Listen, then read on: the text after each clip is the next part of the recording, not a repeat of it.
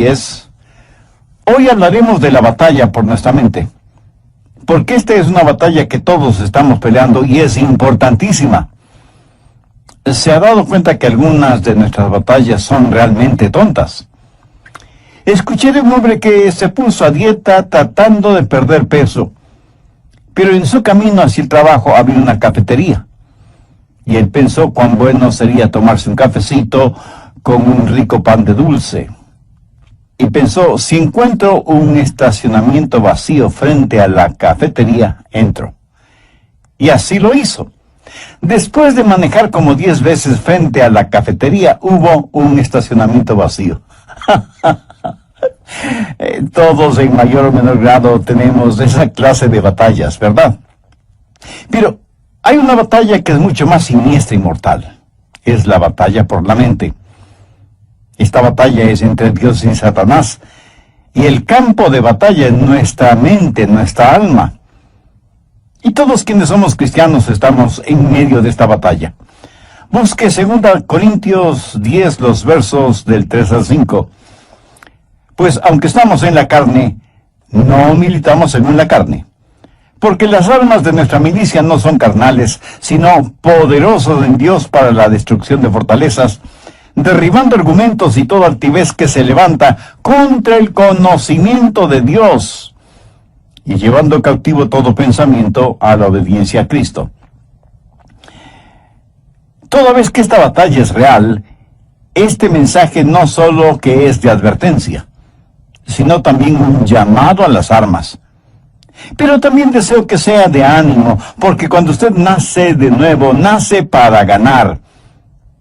Dios no le salva para que viva una vida derrotada. Pablo dijo, mas a Dios gracias, el cual nos lleva siempre en triunfo en Cristo Jesús. El plan de Dios para cada uno de sus hijos es de triunfo y de victoria en nuestras mentes. Quiero destacar 3 puntos en esta batalla por nuestra mente. Primero, las armas de nuestro enemigo.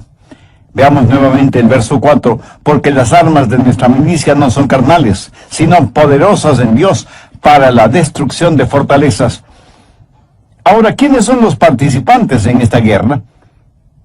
¿Quién ha declarado la guerra contra su mente, contra su alma? Nuestro enemigo no lo podemos ver física o carnalmente. Busque Efesios 6, 12. Porque no tenemos lucha contra carne y sangre, sino contra principados, contra potestades, contra los gobernadores de las tinieblas en las regiones celestes. El diablo se ha ubicado en lugares estratégicos para hacerle la guerra a usted, y cuenta con una multitud de demonios para ese propósito. Son invisibles y están dedicados a la destrucción de su vida mental, dirigidos y bajo la autoridad del príncipe de las tinieblas que es Satanás. ¿Cuál es el trofeo en esta guerra? ¿Cuál es el campo de batalla? Veamos el verso 5.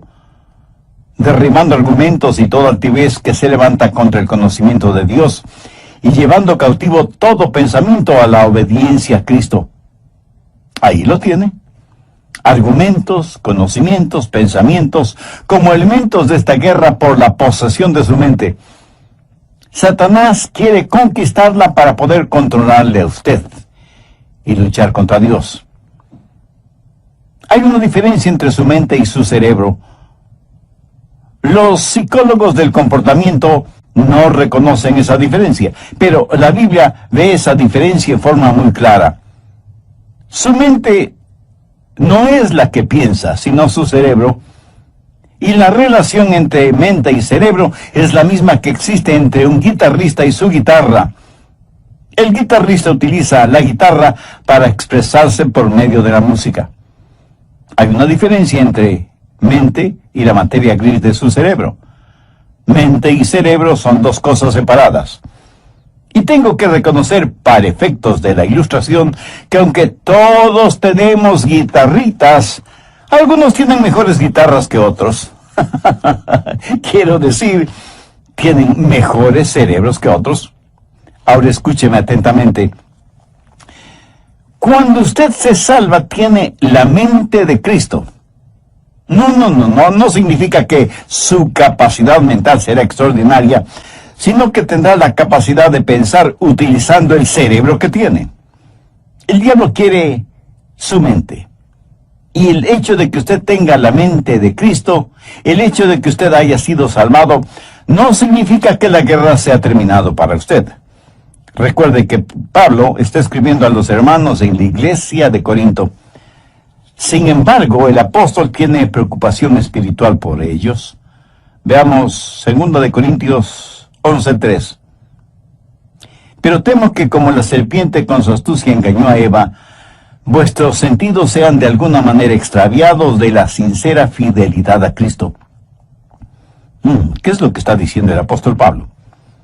Está diciendo que él siente temor de que, así como el diablo en forma sutil engañó a Eva, las mentes de ellos puedan ser corrompidas por Satanás y abandonen la sincera y pura devoción que deben tener a Cristo.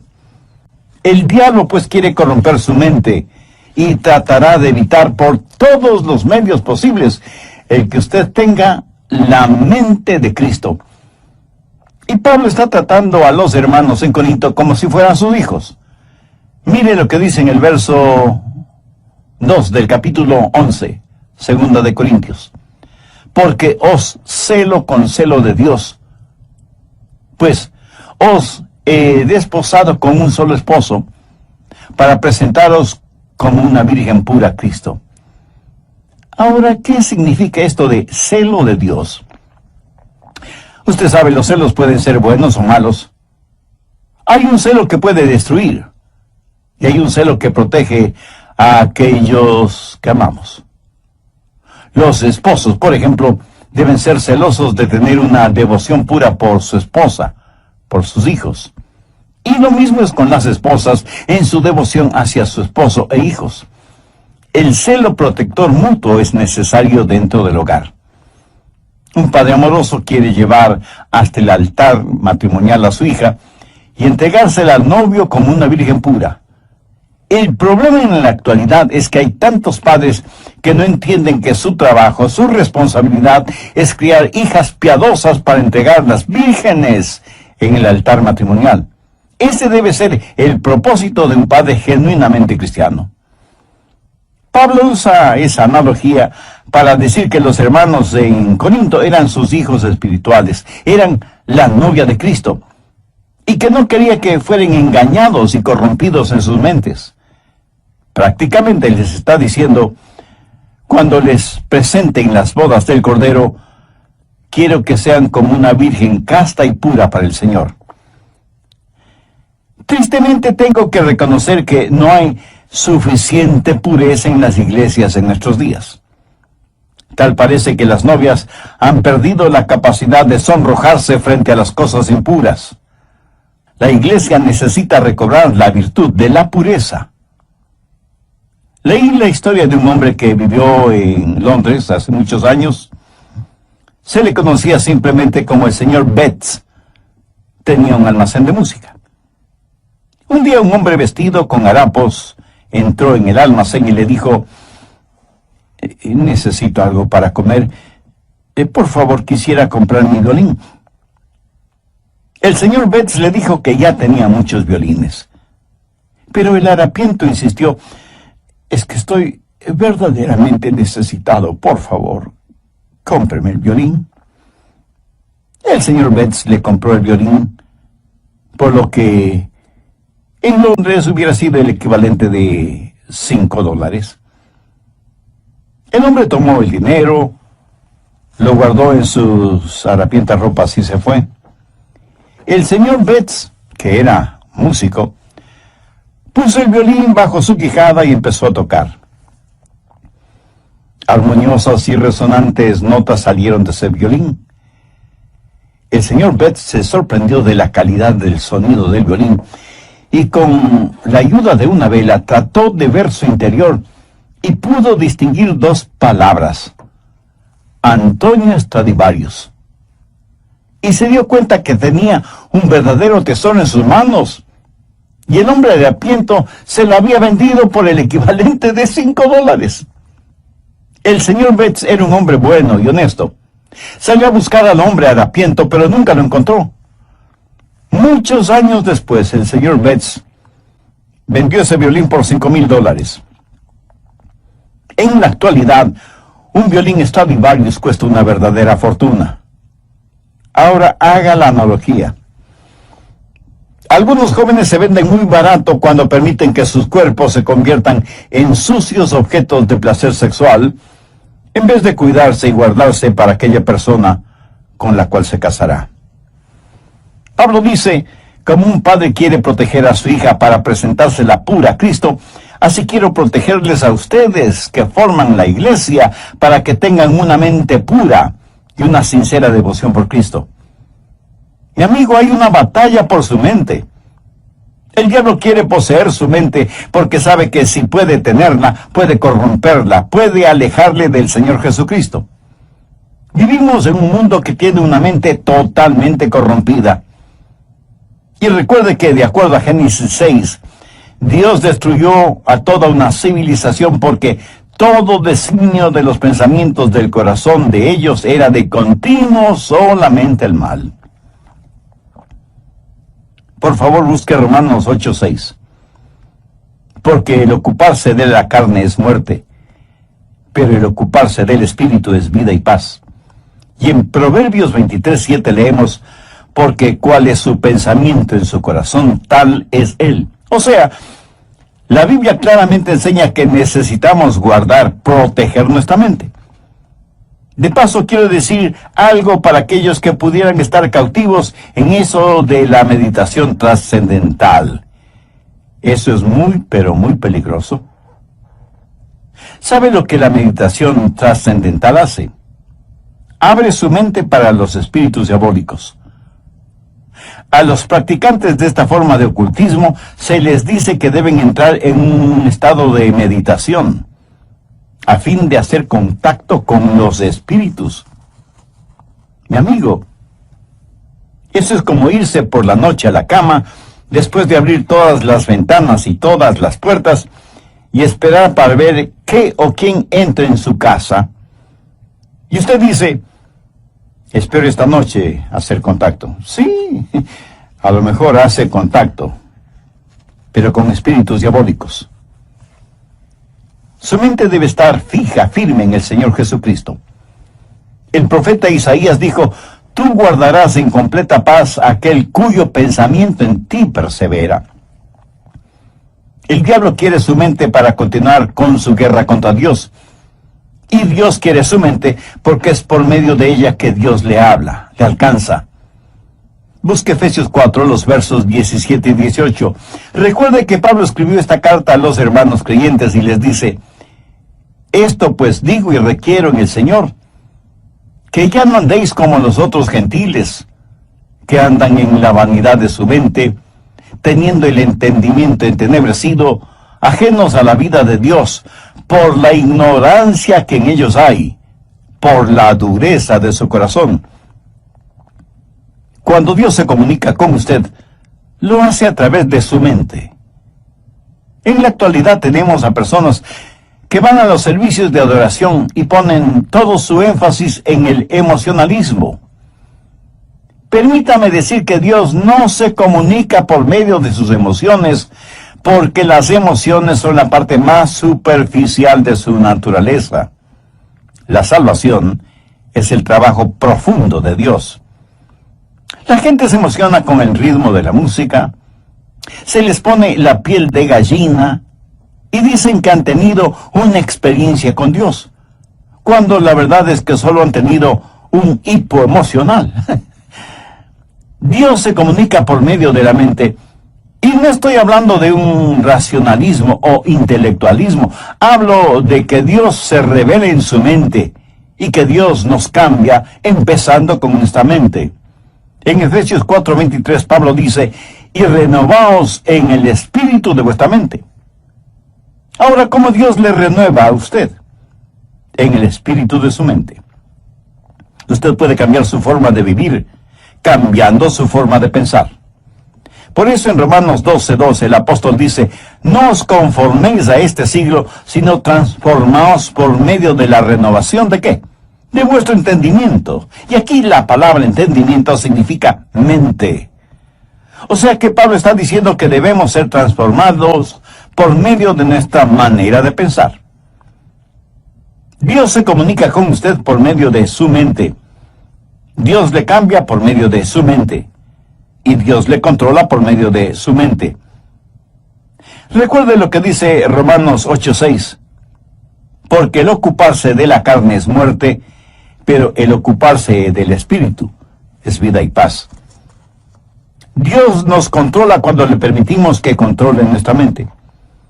Y eso es exactamente lo que quiere hacer Satanás, controlar nuestra mente para poder controlarnos a nosotros. Por lo tanto, la batalla por nuestra mente es real. Segundo, la debilidad de nuestra carne. Y es muy importante el entender esto. En nuestra propia carne, todos somos débiles.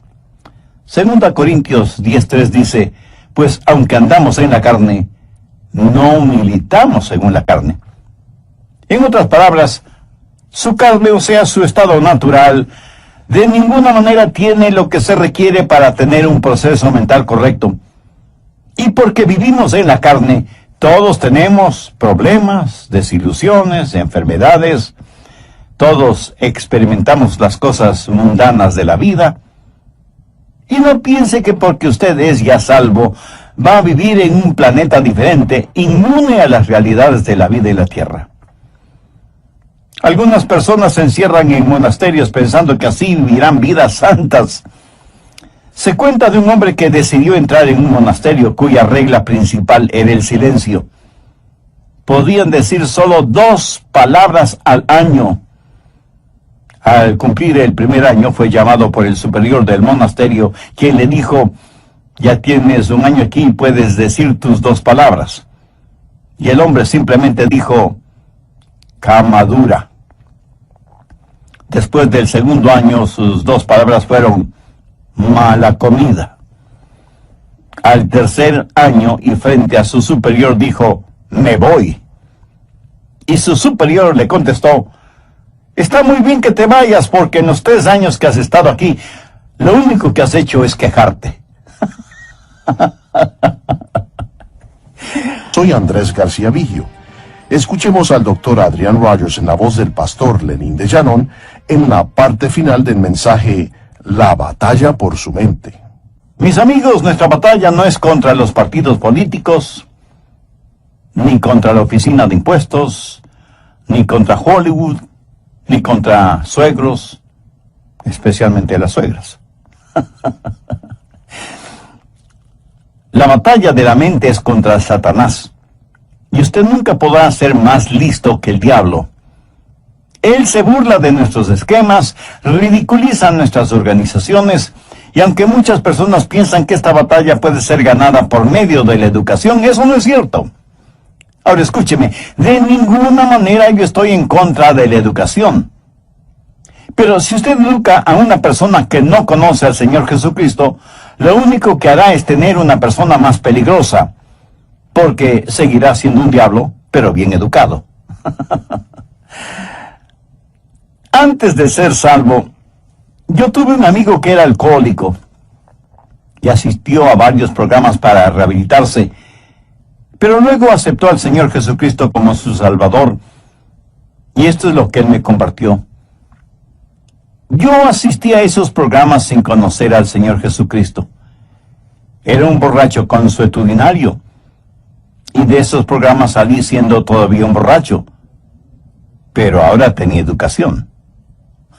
¿Lo ve? La educación no es la respuesta. Pero tampoco la legislación es la respuesta para la mente. Las armas de nuestra guerra no son carnales. ¿Cree usted que las leyes pueden controlar la forma de pensar de los seres humanos? En la actualidad estamos tratando de tener leyes para controlar lo que pensamos. La ley castigará toda manifestación de odio, verbal o físico.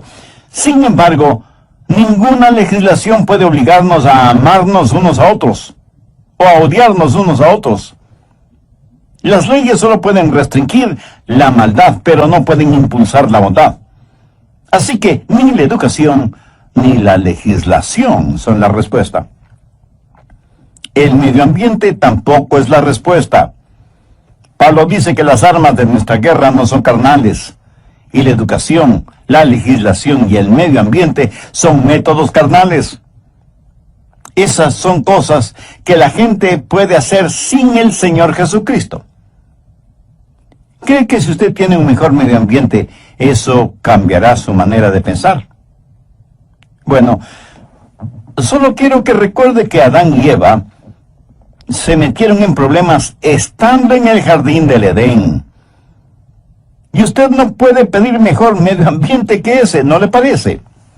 Sin embargo, ellos fueron engañados porque Satanás manipuló sus mentes. En una institución mental estaban tratando de determinar si ciertos pacientes estaban listos para ser dados de alta. Los pusieron en un cuarto, abrieron las llaves del lavabo hasta que el agua se desbordó, les dieron unos trapeadores y les dijeron que debían limpiar el cuarto. Si ellos empezaban a usar los trapeadores sin cerrar las llaves del agua, no estaban listos para ser dados de alta. ¿Sabe que eso es lo que estamos haciendo en nuestra sociedad? Estamos tratando de limpiarla sin cerrar el flujo de agua. El problema está en nuestra mente, porque como pensamos, así somos. Y es de la mente, del corazón, que salen los actos de nuestra vida. En Lucas 6:45 leemos: el hombre bueno del buen tesoro de su corazón saca lo bueno, y el hombre malo del mal tesoro de su corazón saca lo malo, porque de la abundancia del corazón habla la boca. Tercero, las armas de nuestra batalla. Segunda de Corintios 10:4, porque las armas de nuestra milicia no son carnales, sino poderosas en Dios para destrucción de fortalezas. En los días de Pablo había una batalla. En un extremo estaba Pablo, y en el otro extremo el Imperio Romano. El Imperio Romano había estado en existencia por 700 años, y tenía privilegio y poder. Tenía sus legiones romanas, una poderosa fuerza naval, el Senado romano, la ley romana, y parecía que toda la maldad del imperio estaba atrincherada en Corinto, en las mentes y corazones de la gente. Todo esto en contra de Pablo, pequeño judío, pero con un corazón lleno de Jesús, declarando la guerra a toda esa maldad. ¿Quién ganaría esa pelea? Pablo. ¿Cómo? No con armas carnales. Pablo habla de fortalezas en el verso 4, y se refiere a armas que tácitamente son poderosas en Dios para la destrucción de fortalezas. Las murallas de esas fortalezas iban a ser derrumbadas. ¿Qué clase de resistencia hubo en los corazones y mentes de los corintios entonces y en la actualidad en nosotros? Arrogancia, ignorancia, desesperación. Todas estas son fortalezas de maldad. Y dentro de cada fortaleza, los demonios trabajan en la mente en forma muy organizada, movilizando los ejércitos infernales para hacer más fuerte la resistencia. Sin embargo, Pablo dice que esas murallas se desmoronarán. Y en el verso 5 menciona cosas muy importantes: derribando argumentos y toda altivez que se levanta contra el conocimiento de Dios, y llevando cautivo todo pensamiento a la obediencia a Cristo. Aquí está esa fortaleza con sus altas torres, y Pablo penetrará esa fortaleza para alcanzar a quienes están adentro. Pero durante ese proceso, Pablo dice que tendrá que destruir esa fortaleza. Ahora, ¿de qué está hablando el apóstol? No está hablando de inteligencia, sino de intelectualismo, de sofisticación mental. Pablo sabe que dentro de esas fortalezas hay personas que están cautivas.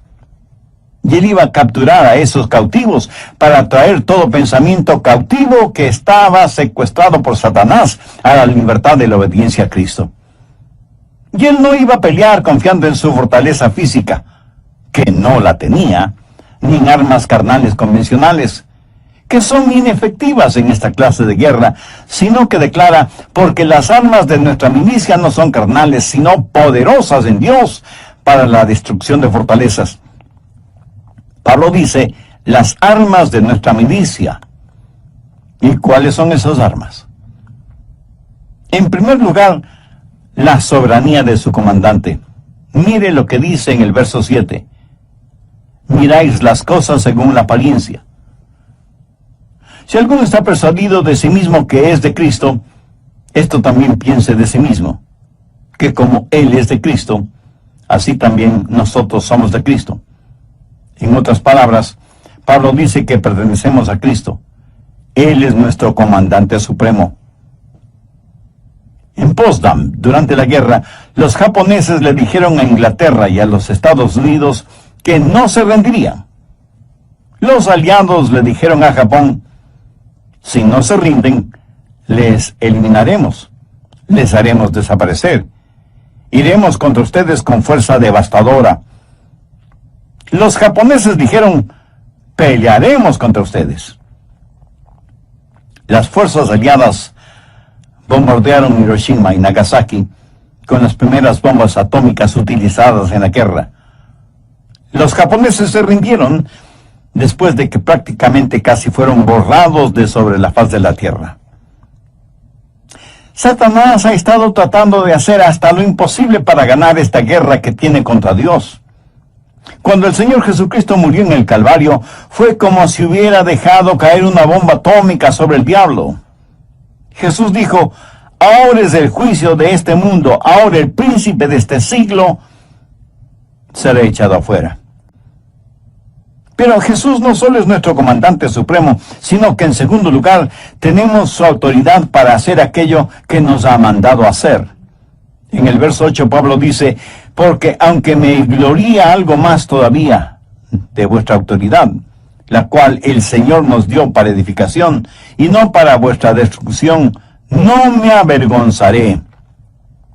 Aquí el apóstol está hablando de autoridad. ¿Pero qué es autoridad? Es el derecho legal de actuar en representación de otra persona. Jesús, quien ganó la guerra, nos ha dado ese poder legal. David con su pequeña onda y Dios se enfrentó al gigante Goliat y lo mató. Yo francamente preferiría tener una pequeña onda y la ayuda de Dios que la espada de Goliat sin Dios. Jesús nos da esa autoridad. Anote al margen Lucas 10, los versos 19 y 20, que registran las siguientes palabras del Señor Jesús. He aquí os doy potestad de hollar serpientes y escorpiones, y sobre toda fuerza del enemigo, y nada os dañará.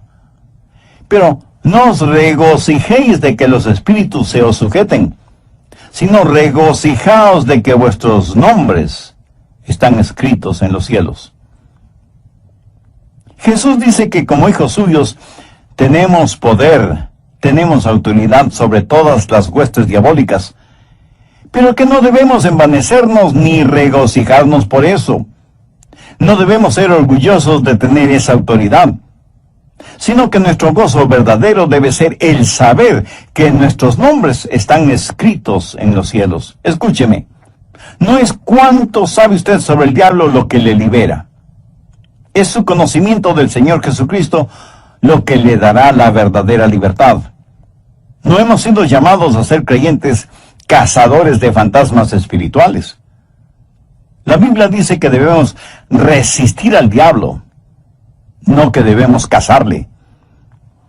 Así que no solo tenemos que entender, en primer lugar, que tenemos un soberano que es nuestro comandante, y en segundo lugar, que tenemos su autoridad para llevar a cabo sus órdenes, y en tercer lugar, que hay la certeza de nuestro valor, de nuestro coraje, de nuestra osadía espiritual.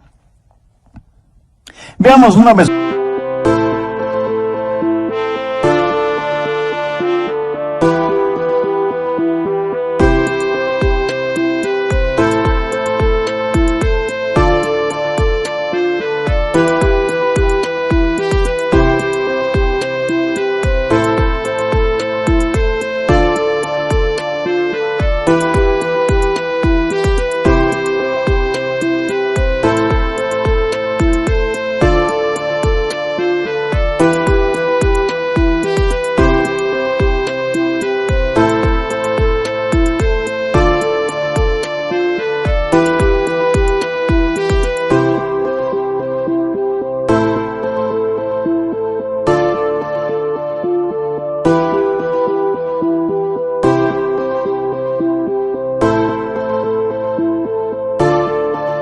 más 2 Corintios 10, los versos del 8 al 11. Porque aunque me gloríe algo más todavía de vuestra autoridad, la cual el Señor nos dio para edificación y no para vuestra destrucción, no me avergonzaré, para que no parezca como que os quiero amedrentar por cartas. Porque a la verdad, dicen, las cartas son duras y fuertes, mas la presencia corporal débil y la palabra menospreciable. Eso tenga en cuenta tal persona, que así como somos en la palabra por cartas, estando ausentes, lo seremos también en hecho, estando presentes. ¿Qué motivó a Pablo a escribir estas palabras? Bien, veamos brevemente el trasfondo del asunto. Algunas personas decían que Pablo siempre estaba escribiendo cartas duras y fuertes, pero que cuando él estaba presente tenía más bien un carácter débil. Decían, el león no es tan feroz como lo pintan. Y Pablo tiene que asegurarles que tanto como era fuerte y duro en sus cartas, lo mismo sería en forma personal, cuando estuviera entre ellos. Pero les dice algo más, que pertenecía a Cristo, y que Cristo había ya ganado las batallas por él, que Cristo mismo le había dado autoridad, y que debido a esas circunstancias tenía el valor y el poder para ganar esta batalla de la mente. Por favor, escúcheme con atención. Lo que usted piense, eso es lo que será. Chuck Swindoll está en lo correcto cuando afirma que la actitud de una persona lo es todo. Una vez que usted ha recuperado la fortaleza de su mente, necesita de inmediato protegerla, resguardarla. En Proverbios 4:23 leemos, sobre toda cosa guardada, guarda tu corazón, porque de él mana la vida. En los aeropuertos de las más grandes ciudades metropolitanas del mundo, las medidas de seguridad son realmente impresionantes. Sensibles detectores metálicos avisan al personal correspondiente si usted tiene en sus bolsillos llaves, monedas o cualquier otro objeto metálico. Detectan anillos, aretes, collares, pulseras, relojes. Y en la actualidad las cámaras de rayos X pueden ver la totalidad del cuerpo humano, por si alguien trata de llevar oculto entre su ropa íntima algún objeto o sustancias prohibidos. A veces pienso que sería formidable el tener esos sofisticados detectores a la entrada de las iglesias para detectar el pecado. Pero si tal cosa fuera posible, estoy seguro que nadie quisiera entrar en las iglesias, ni siquiera sus pastores. En Filipenses 4:8 Pablo dice, por lo demás, hermanos, todo lo que es verdadero, todo lo honesto, todo lo justo, todo lo puro, todo lo amable, todo lo que es de buen nombre, si hay virtud alguna, si algo digno de alabanza, en esto pensad. Dios nos hizo de tal manera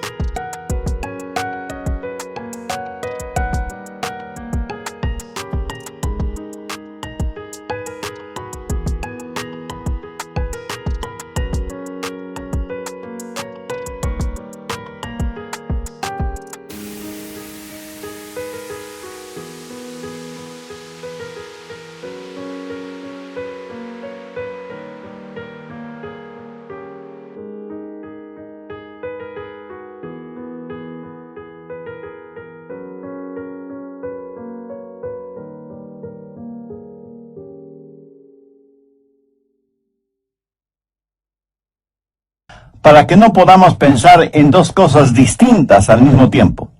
Permítame explicar de esto. Si usted está pensando en algo que es bueno y correcto, de ninguna manera puede pensar al mismo tiempo en algo malo e incorrecto. Y usted no tiene que ser inteligentísimo para ver la lógica de esta declaración. Y aunque ya lo he mencionado varias veces, usted es lo que piensa. Proverbios 23:7 dice, porque cuál es su pensamiento en su corazón, tal es él. Proteja su mente. Tenga al Señor Jesús como el punto central de su mente. No permita que el diablo le robe la devoción de su corazón puro hacia el Señor Jesucristo. Viva permanentemente enamorado de Jesús y jamás se avergüence de confesar su amor por Él. ¿Se avergüenza usted de confesar su amor, de declarar su amor por la persona que verdaderamente ama? Estoy seguro que no. Cuando sus pensamientos, su corazón están enfocados, centralizados en el Señor Jesucristo, ya no habrá espacio para pensamientos sucios, lujuriosos, malvados, orgullosos, pervertidos, que constantemente nos bombardean. Y si alguien me pregunta, Pastor Rogers, ¿cómo empiezo todo ese proceso? Bueno, gracias por su honesta pregunta. Debo empezar diciéndole lo siguiente. Comience entregando su corazón a Jesucristo. Pablo en 2 de Corintios 4:4 dice, en los cuales el Dios de este siglo cegó el entendimiento de los incrédulos, para que no les